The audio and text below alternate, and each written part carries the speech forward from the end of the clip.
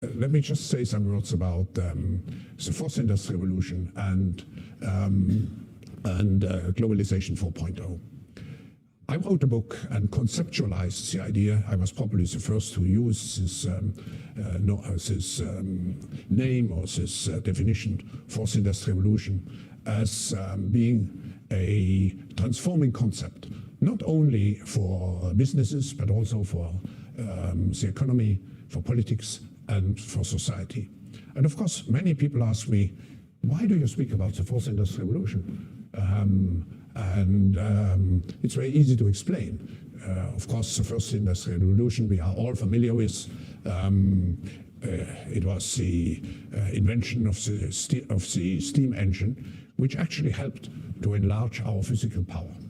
And then we had the second industrial revolution, which mainly happened here in this country, very much also here in this region, which allowed mass production.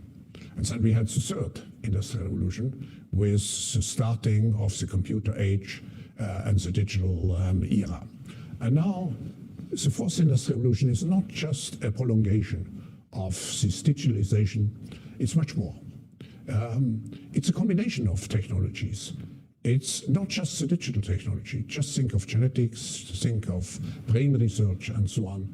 And the power of the fourth industrial revolution comes from the combination of all those technologies.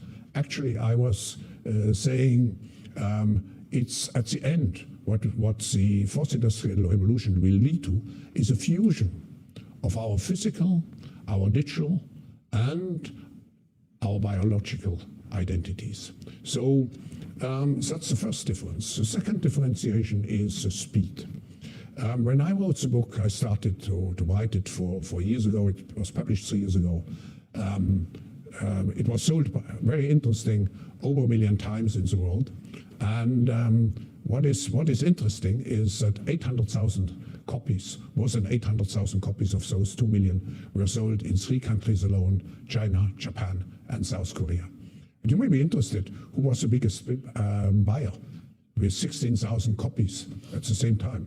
It was the Korean military. Because the fourth industrial revolution will have a major impact also on warfare. So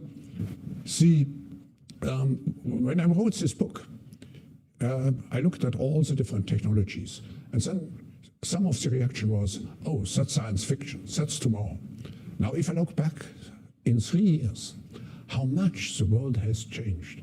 And blockchain, I remember in Davos at our annual meeting, 2 years ago, 2.5 years ago, I organized a breakfast for financial ministers of finance, and the head of central banks.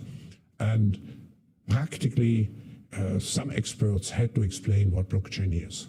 And today, you do not have a central bank which has not, let's say, a big research unit in this area. Bitcoins and so on have become a reality of our lives. Also, 3 years ago, people would tell me, self-driving cars, that's something for the beginning of the 20s. Today, even in a small Swiss mountain place, we have now a bus which, on an experimental way, is self-driving. So those technologies come with a tremendous speed. And one of the problems we have in the world is that we are not sufficiently prepared to cope with the speed of change. And I think that's the origin also of certain political manifestations. If for example, people say, let's take control back again, they want to protect themselves against this tremendous speed of change which we are seeing around. I could go on and speak about the impact on